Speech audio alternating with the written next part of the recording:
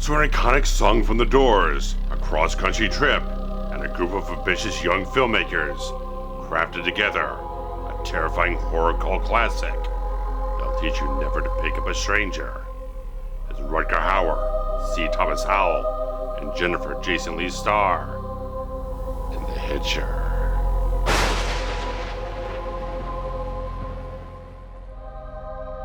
On a right-away job delivering a car from Chicago to San Diego, the drowsy teen Jim Halsey decides to pick up a hitchhiker on a rainy, empty road to help keep him awake.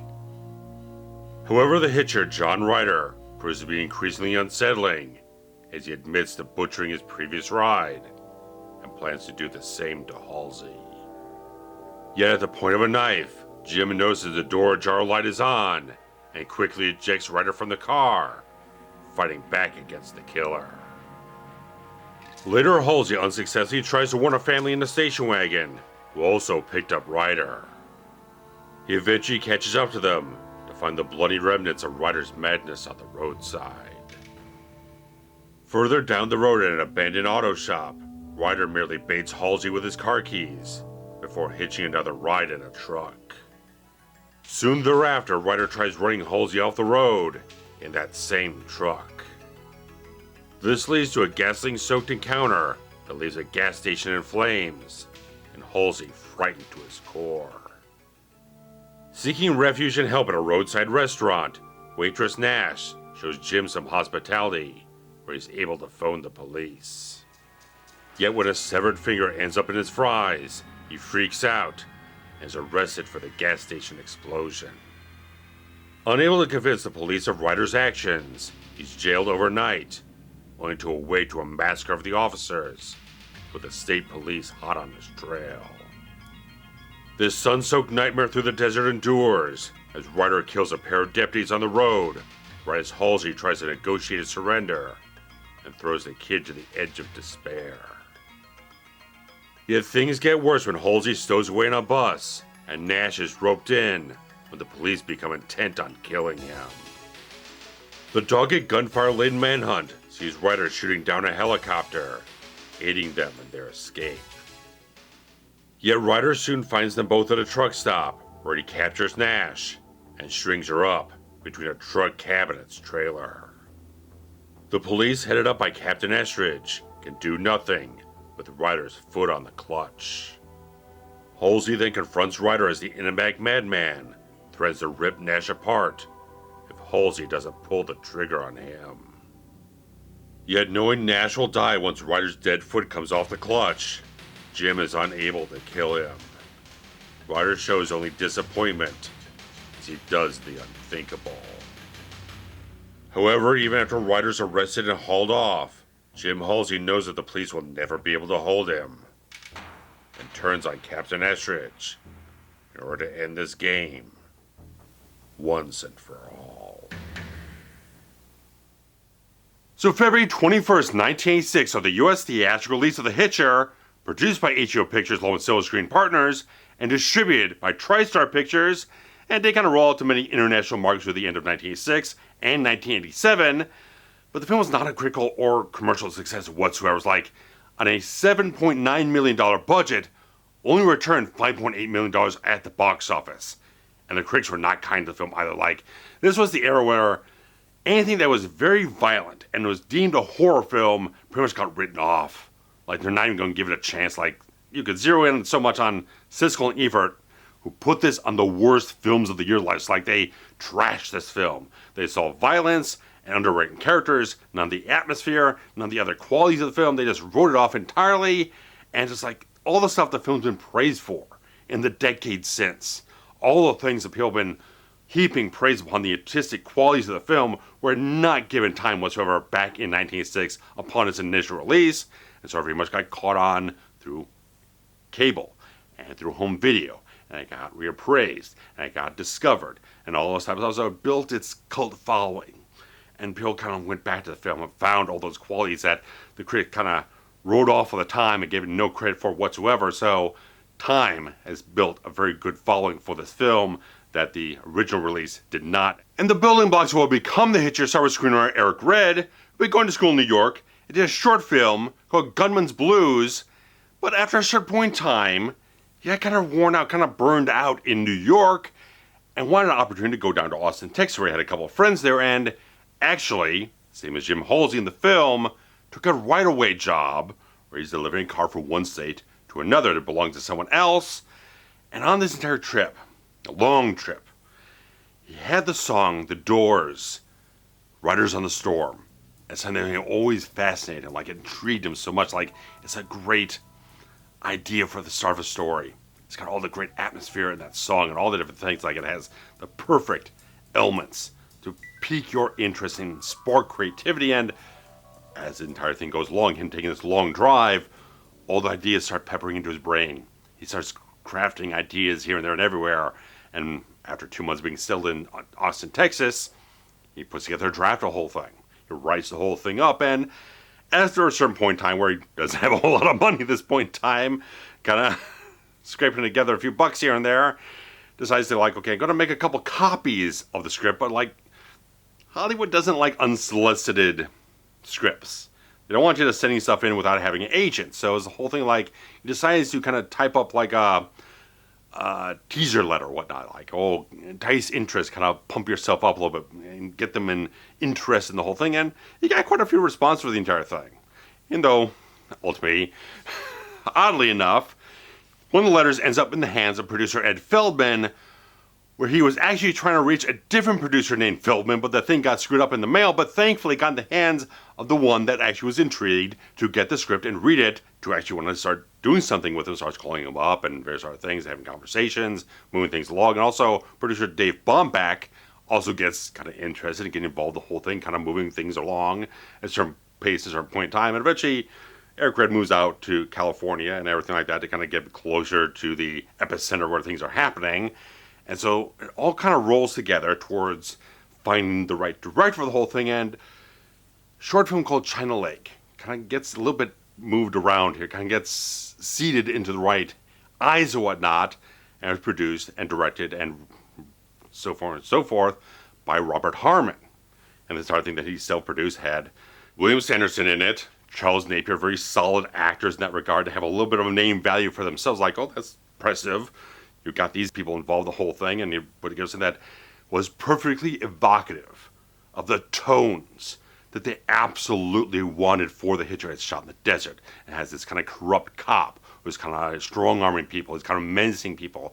It's got all the right elements, like this is a prototypical like show reel for exactly what we want as a guy to helm the entire thing. And Harmon was kind of like, wasn't entirely certain if the directing thing was going to go along, so he actually shot it and directed it. So it's kind of an interesting thing. They kind of went along in that point, but we want him as the director of the film. I wanted to find someone else as a cinematographer. It was very much interesting. John Seale, cinematographer from Australia, had been working with Peter Weir. He's also an Australian legend. And Seale built such a career for himself after this. Like, he's so big.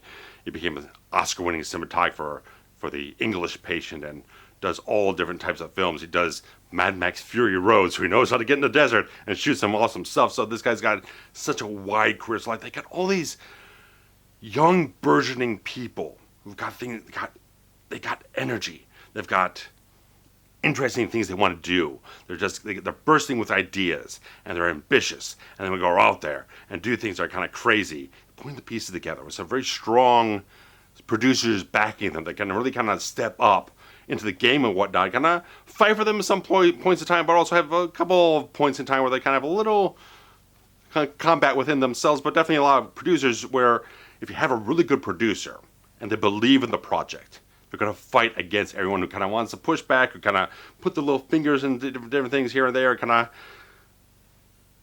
want to get their 2 cents in the whole thing. Is like, there's a really good producer there, and Ed Feldman, who kind of really went up and stepped up to bat a lot of different cases for Robert Harmon to fight for the film and made sure the entire thing got from page to screen in a very good fashion in that regard. And thus, they went into production between February and April of 1985, shooting in desert portions of California and Arizona mainly.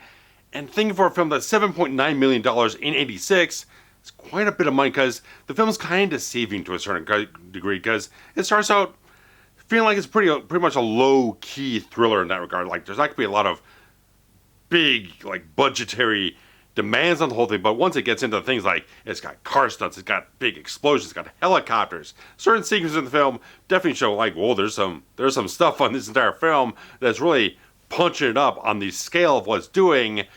But so much what strikes you so much early on the film is Robert Harmon's handle on the tone on the entire film.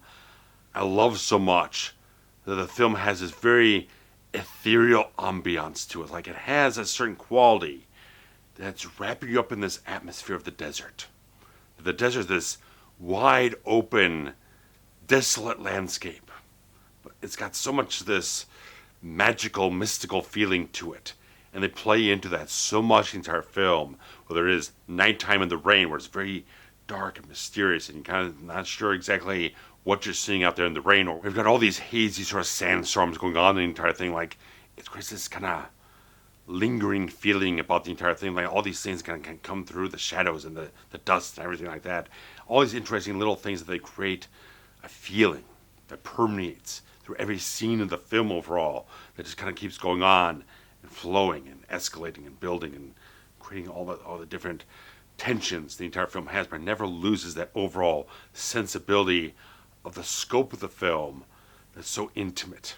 It's an interesting thing, I think, because, again, the cinematography by John Seale and this whole thing, you can see why this guy became so in demand, working with guys like Barry Levinson and Ron Howard, James L. Brooks, Rob Reiner, all these people stacking up one after another, wanting to get this guy to shoot their films because, my God, the cinematography in this film is absolutely just slam-bang brilliant.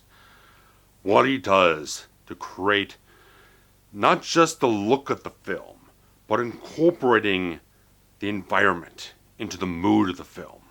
So much of the thing, like I said, a wide scope film. It's got these wonderful wide shots that gives you that smallness of someone like Jim Halsey, like he's stuck in this vast emptiness. Like there's so many places to go, but there's nowhere to go because nothing gives you anything. It's all empty. It's all dry. It's all dead out there. There's nowhere to go, really. And where you go, this guy's going to find you. There's some inspired things all over the entire film. I like early on, after Jim kicks Ryder out of the entire car, and you get the break of dawn, and you got this wonderful shot that Seale was just this mad genius of a certain sort. He's doing this entire thing like he's on the ground with his entire crew and everything. He's kind of ramping up the camera shot, swooping up underneath Rutger Hauer and getting this towering shot of John Ryder's. Like, my God, if you saw that on a giant cinema screen, oh, it would just envelop your eyes so much. Like, there's so many shots like that in the film that just immerse you into every little thing they're doing with the tone, the atmosphere, the feeling it wants to evoke from everything that's going on in the film. Oh my God, it's just such a great looking film that taps into that feeling that Robert Harmon is constantly trying to envelop you into. Like, after Halsey wakes up in the jail and he's going around like his cell's unlocked, and he's going around, it's like he's creeping around everything. I love the use of sparseness to create mood, to create the tension, the suspense you got building up, and it finally reveals the grisly stuff going on in that precinct and all the different things. Like, it just uses those qualities so much to kind of drive the story a little bit forward and keep you into the taut, chilling vibes of the film, which is so much aided by what John Seale does with this magnificent visual landscape that he creates for the entire film. That's absolutely just like, it's such the beating heart of what this film creates for the characters to exist within, and how it just defines their conflict so much. Like, these two cannot escape this desert until this thing is done. Until this entire game is played out to its nth degree, they can't escape it.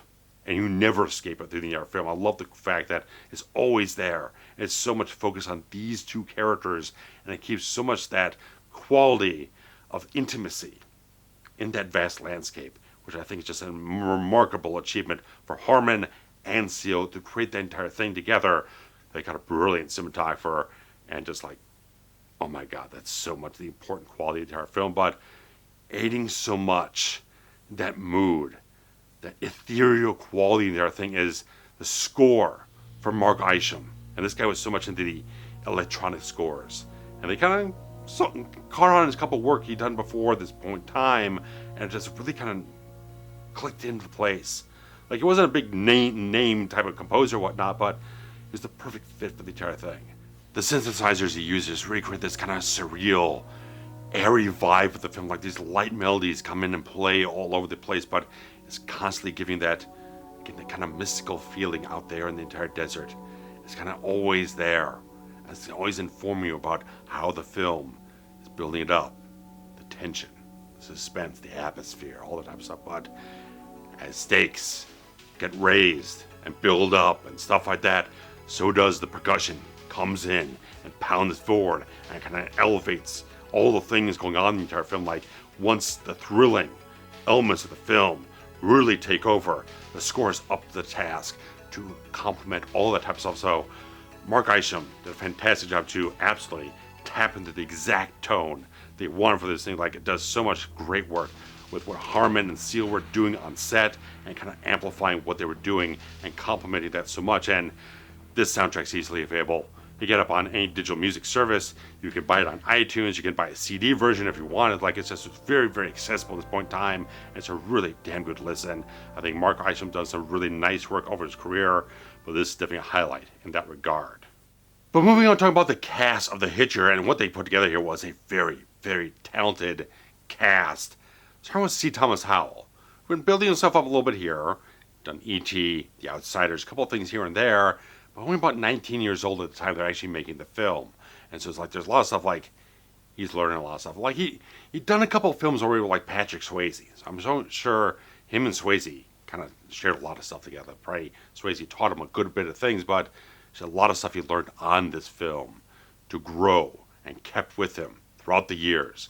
A lot of things are very special about this experience and this performance. Like, he puts on such an intensely emotional performance through the entire film. Like, once that first scene there where he's got Ryder in the car and it's slowly building the tension and he's putting him off and all that type of stuff, and it's building up with the knife and all the little things, like, terrified. Like, it's such a performance galvanized out of fear, but also a heightened survival instinct.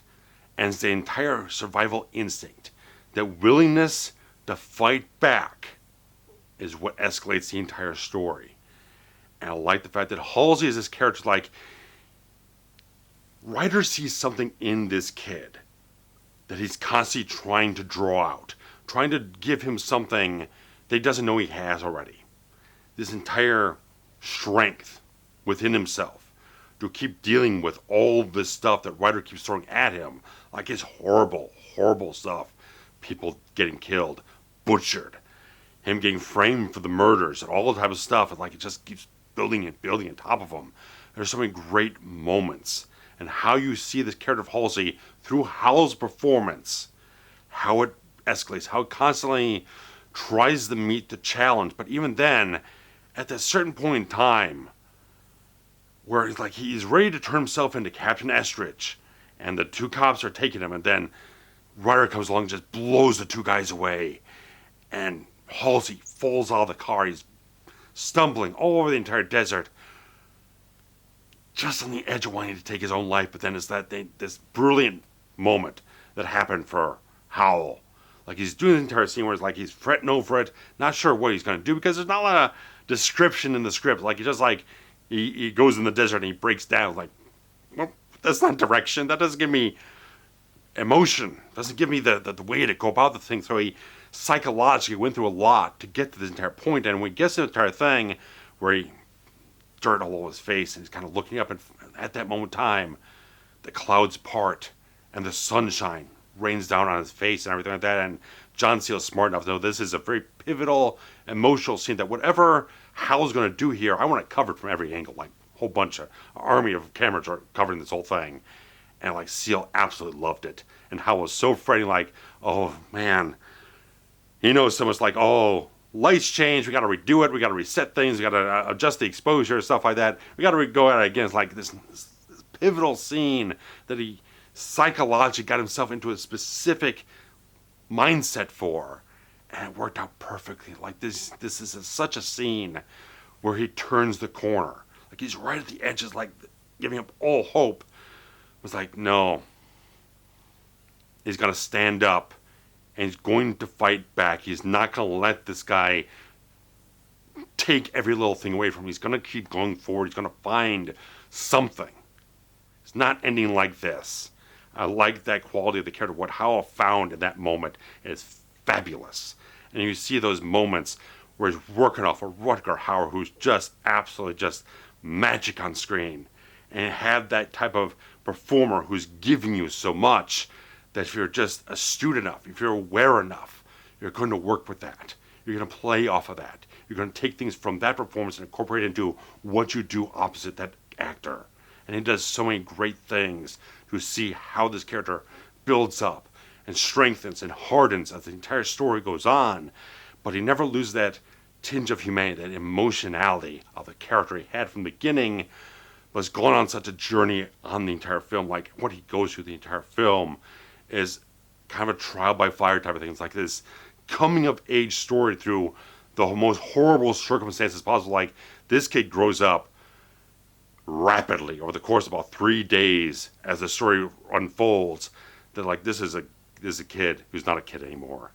This is someone way beyond his years now. He's going to carry something about this experience through every day of his life, even if he's not traumatized by it. Even though he's experienced a lot of trauma here, there's something particular about how he goes through the film and how Howell absolutely nails the entire performance 100%. And just like it's such inspired quality what he brought forward, and probably found, like Halsey, stuff that he didn't realize he probably had inside himself, but he was so excited for the idea of the story and kind of build up in that regard. He does a great job showing all the sides of the character, like the desperation he has, being closed on all sides from all these cops who want to kill him and take him out because he thinks he's killed other cops and other people and slaughtered people, thinking he's some kind of maniac. Well, this other guy's out there. It's like he's shifting through sandstorms and shadows and shafts of stuff here. Like, he can't find this guy. He doesn't even know who this guy really actually is to even identify him, to do anything about it. It's like, it's just a wonderful performance that incorporates so many interesting energies. This frayed energy he has in the entire film. As he further along he goes, the more he's got this nervous quality of the entire thing. Like, he's on the edge, but like manic edge. But it sounds like it's fueling him going forward. But the fear, the terror, all the other things, like when he's right up there with Ryder, my God, all these scenes are just absolutely just electric. So much in that regard. So like, Howell does a phenomenal job delivering a character that absolutely just is one of his favorite performances of all time, probably at the top of his entire career. And he brought so many interesting things from what we learned from Rutger Hauer on this film that he's still learning today. Like, he had this one invite into Rutger Hauer's bus that he was driving around in and living in to have lunch with him. And it's this long, silent lunch. There's no conversation. And eventually, Howell kind of breaks out, and like, the one thing he starts asking, like, oh, how do you play all these wonderful bad guys in films? What do you do? Stuff like that. And Howard takes this long pause and says, I never play bad guys. And that's that one thing that informs so much of what Rutger Hauer does with so many of these wonderful performances that shows exactly like how he brings these things to life. Because he never believes he's playing the bad guy in the story. He has his own perspective of what the character is in the story, what their story is within the other story that we're playing out here. All these little things, and something that Howell just kind of like, it sparks stuff off. Sparks stuff off with Robert Harmon in a particular scene later on that just like, all the lights turned on. And Howell says he continues to bring things out from that one little conversation decades later in his career, just learning more and more about the things he worked with opposite Rutger Hauer on in this film. That says so much for Rutger Hauer. And the fact is, my lord, it's a phenomenal performance. Him as John Ryder in the film. They had a lot of different people marked for the role. Like Terrence Stamp. He was intrigued, but he stepped back from it. Sam Elliott auditioned for it. He had the role, but then he backed out from it. Because both of them were kind of afraid of playing a role this dark, this kind of sinister to a certain degree. Like Sam Elliott, like, I don't want to have to explain to my young kid why I'm playing a role like this. But both of these actors later on, like they talk with like Robert Harmon or Eric Ritter or whatnot, and they tell him this is one of the biggest regrets not taking that role. Was like, I wish I took that role, because Lord, what Rutger Hauer did with this role is just magnificent stuff. Oh my God. I love the masterful pathology of the character. I love the fact that they made this entire thing like very self-contained. Like, we are not going to go into backstory. We're not going to explain John Ryder. And that's a wonderful thing that creates so much interesting qualities in the entire film. Like, what they make John Ryder into is this kind of elemental force of nature.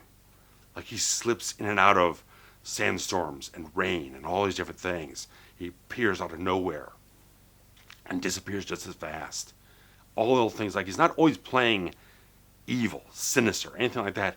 Points where he's playing things almost playfully, an amusing type of way. Like after the entire thing where they finally kind of meet each other up at like the gas station there, and Ryder just flicks him the keys. Game on.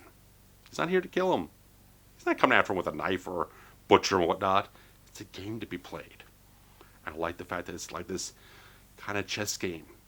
And it's like he's trying to clue Halsey in every so often. Like, you're a smart kid, figure it out. It's interesting, like I said, pathology of the character. When he's in there in the car with Halsey, he says, I want you to stop me. And I think that defines the character entirely. He's been on this road up and down, killing random people who just quiver and fall to pieces. He can't stop himself. And that's frightening. That's terrifying. This guy who's aware of his mania, of his psychopathy, of his homicidal tendencies, but he can't stop himself. He needs someone else to do it for him. He might want to escape here, but he can't do it himself because he's compelled. He's got the compulsion to keep doing it. He won't stop. I need someone else to challenge me. And that's what Jim Halsey is. There's so much, again, a psychological symbiosis between these two characters as the film goes along. And Howard just embodies every little thing. Like, he brings such a shining brilliance, like a glimmering brilliance to everything he does here, because he's living the character. Not like he's method. Jason Leigh is method on the film, absolutely. But he's got so much of this interesting, like early in his career, like around this point in time in his career, he's eclectic like hell. And he walks on a set, everyone's kind of intimidated by him. And so sometimes he'll manipulate people. He kind of lets people kind of come to their own preconceptions about him. So this guy is like very internalized, private. He doesn't really kind of go out on the set and he's like shaking everyone's hand and he's kind of glad handing people and he's kind of sharing all the things. Like, he's got a million ideas that he wants to throw out all over the place, because Paul Verhoeven met with Robert Harmon at a birthday party for Jason Leigh, because Jason Leigh and Rutger Hauer previously worked together on the film Flesh and Blood for Verhoeven, and Verhoeven's warning Harmon, this guy's got a million ideas and thinks that they're all the best things in the world. Really, Hauer wasn't quite that on the set, but he did have a lot of ideas that he wanted to interject and have people entertained in a certain way. I could go on and talk for hours about Rutger Hauer in every single scene he has in the entire film, what the brilliance is he brings to every single moment to craft an interesting character. But it was so much the entire thing where the tractor trailer scene at the truck stop, Rutger Hauer didn't want to shoot the scene because he realized, because he was sitting in his trailer for like an hour, they could not get him out to shoot the scene. And it's creating chaos all over the entire set. Robert Harmon talked with them and found out, if I do this scene, they're going to think I'm the bad guy. That goes back to the conversation he had with C. Thomas Howell. I don't play bad guys. And so he's kind of realizing the whole thing. And there's all this very particular type of things, how he kind of rewrote the scene in a certain way where he could still perform it the way he wants to, but in a way where he knew, that Robert Harmon knew, we could cut around all the things that he's tacking onto the scene to make himself feel better about the scene, to continue the characterization he has in his head about the entire thing. He had his own internalization about dealing with these characters that he's crafting in his mind, where the fact is, even he didn't create a backstory in his head for the character of John Ryder. They didn't create one for the film. It's not in the script. It's not in his head. Actors will go ahead and kind of craft a backstory that feels like it kind of finds the character for him. He was still very much in his own head about not doing that for the characters. Like, I don't know where he came from either, but what he's doing here, I'm trying to create that entire psychological makeup in another way. So a billion things you can say about Rutger Hauer in this film as John Ryder. It's one of the best performances he ever put on, and it's one of the best performances I feel I've ever seen, because just words don't do it justice in that regard. But going to Jennifer Jason Leigh, like I said, she had worked with Rutger Hauer before, but she had also worked previously with C. Thomas Howell, so it's like perfection. Your three main people in the cast have a built-in working relationship. They got chemistry, they got a rapport. But like I said, Jennifer Jason Leigh was very method on the film. Like, she steps on that set, she's Nash. Whether it's filming or not filming, action or cut, she is Nash. And so Howell was like, okay, I got to call you Nash on this film because I called you something different last film. And stuff like that. But he rolled with it and stuff like that. And just like, she is so goddamn good. I mean, she is brilliant in so many different roles, but she does a really good job with this very authentic character. You can feel the elements of both vulnerability, but also the toughness. When she is kind of getting the feels about what Jim Halsey's been going through. And getting these little touchstones of interactions with him. It's like when he kind of turns himself in off the bus, and then the cops are trying to stage a scene. They're like, oh, you spit on my wrist. Wipe it off. Well, he's got the gun on him. So it would make it look like, oh, he's trying to grab my gun, and I can justify a shooting. And so, but then she steps off the bus, like, you're a better man than this. Don't do this type of thing. So she holds the gun to him and stuff like that. So it's an interesting character in that regard. She not only because of Halsey, what she kind of feels about him, but also the fact that she knows this cop and knows that this is not something that he should be doing, and knows he's a better man than that type of thing. So it's an interesting character to create that morality in the film, and kind of have someone step forward for Halsey in a point where he's got almost like nothing.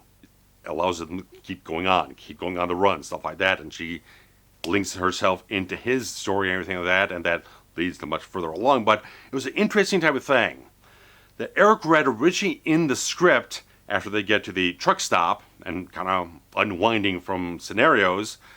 They had a love scene originally, and I think it was kind of Jennifer Jason Leigh, maybe also C. Thomas Howell, kind of saying like, it doesn't quite feel right. It doesn't feel like they had for these two to get naked and make out, stuff like that. They've been in a very intense and a continually heightened scenario that does create a bond for the characters, but having them go that route feels like it's kind of cheap.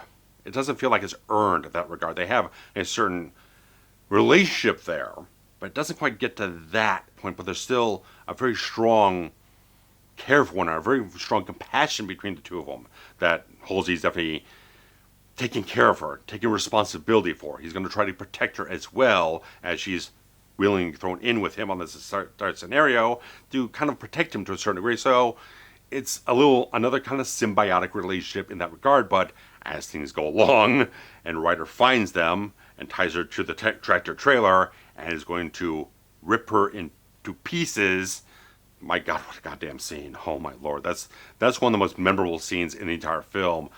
Stay with me from the first time I ever saw it like that. It just riveting, suspense, tension, everything like that. It's just peril to the nth degree, because like, what do you do in this scenario? This guy's got his foot on the clutch and the brake and everything like that. If he lets it off, if you shoot him, he's going to die and fall off the thing. But otherwise, he's going to willingly do it if you don't have Jim Halsey take that next step to kill him. It's like, it's an impossible scenario. What do you do in this scenario? It's like, it's just, oh my God. And she does a phenomenal job looking absolutely terrified in the scene. And it's the interesting thing, like, the film does have a little grisliness to it here and there. It's not excessive. I don't feel like it's exploitative in any type of way. Not from what the critics were saying back at the time. It's got things here and there that are just no more grisly than any other action film at the time, I feel. But it's like they have that entire thing where it's like it plays out so much in your head.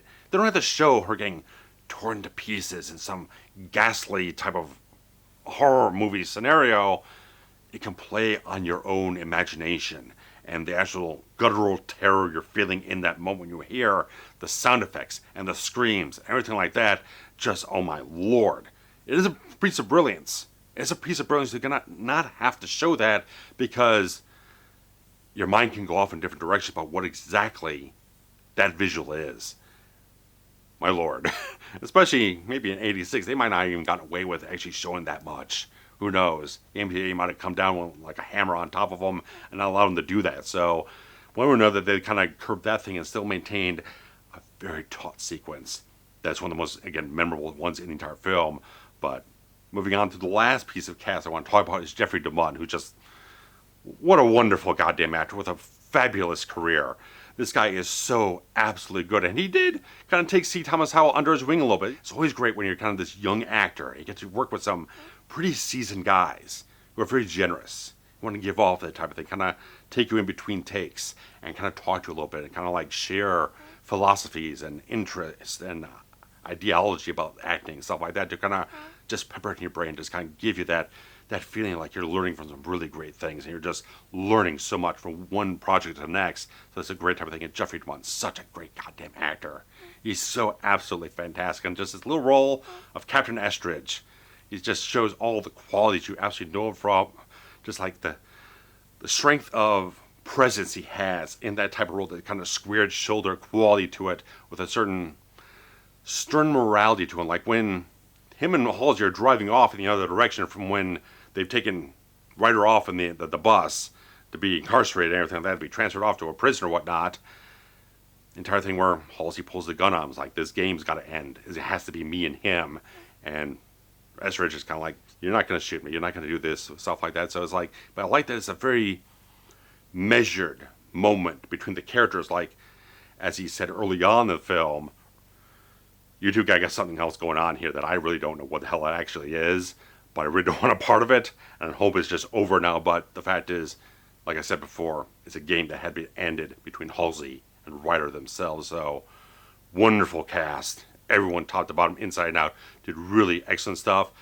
A couple little small roles here.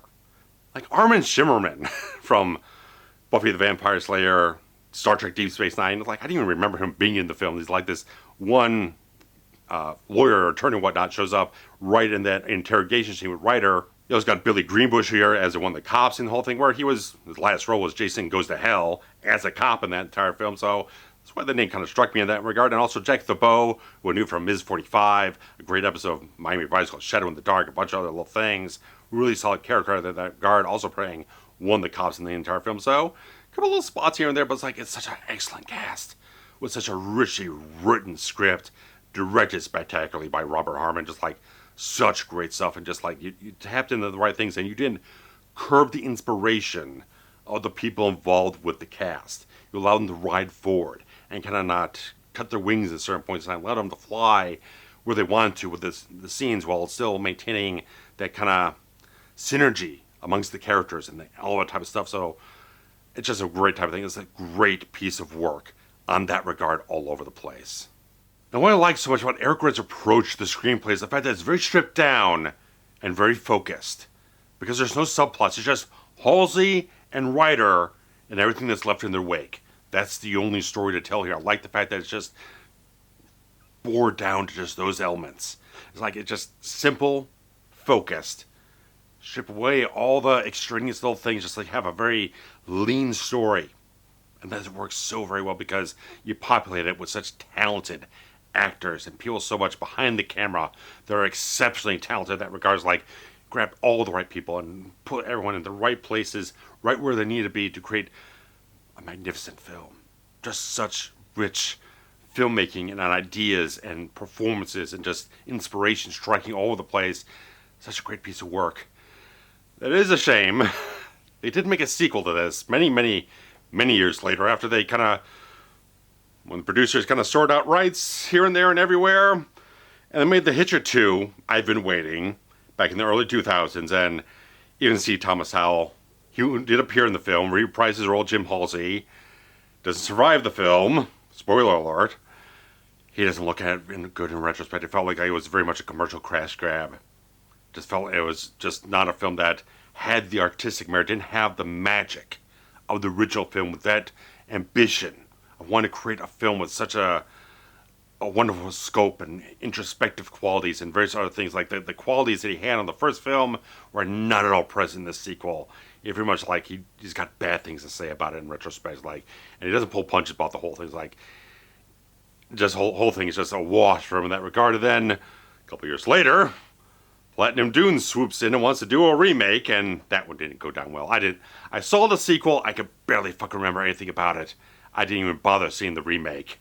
Sorry, Sean Bean and the John Ryder role and some other people in the whole thing. Whatever. It probably made some money, but didn't make any freaking waves on the entire critical end of things, whatnot. Like, people didn't like it.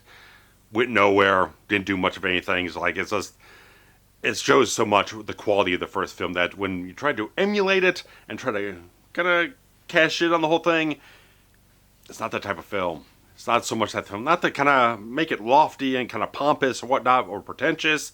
It's like that. It was such a lightning strike of a first-time feature film director, first-time feature film screenwriter in that regard, just having that John Steele cinematography and these producers will fight for you and all that type of stuff, believed in the project. You got a magnificent actor and Rutger Hauer creating this electrifying performance on screen. Obviously, some young talent are just like absolutely eager to create something so special in that regard. It's like everything just, it was all just special. Everything just hit and sparked off here and there. It's like, it's just a magic you can't really replicate in that regard if you're not really in that type of game to create that entire inspiration again. If suddenly you're just kind of like, oh, I got rights to this thing, and we can kind of do this and whatnot, and kind of not do anything that's terribly imaginative, original, or kind of substantive in that regard. So it's like just a bunch of cash grab stuff. Sequel, remake, nothing in that regard. The first film stands so incredibly well as a monument to the talent involved with this entire film because it's such beloved. Because like even C. Thomas Howell, Rutger Hauer, they worked like years later on a television miniseries remake of The Poseidon Adventure.